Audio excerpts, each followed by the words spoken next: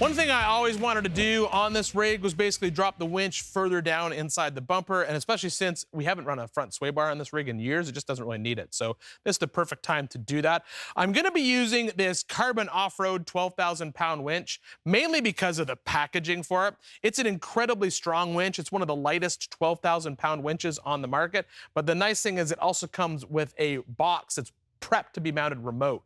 So I can mount the control box separate from the winch.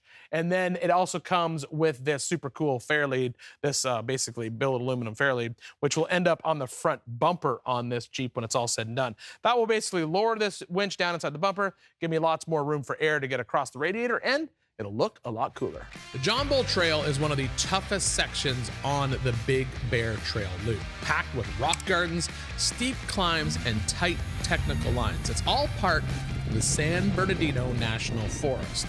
And out here, lockers and a solid set of tires make all the difference. We've also got Dan and Darren from Carbon Offroad, who made the long trip all the way from Australia to join this year's ride. Let's catch up with them, get their thoughts so far, and check out what rig they brought for this year's adventure ride. Day one on an adventure ride has been an absolute blast. It was great to get out there in the rocks, mix it up and challenge ourselves and do some hard wheeling in the States. The rig that we've got this week is a ZJ Cherokee. It's got JL Rubicon diffs underneath, 37-inch yokies. We've got the Carbon Scout Pro 9000 fast line speed, winch on the front. It's also got our upgraded air-free spool clutch actuator as well.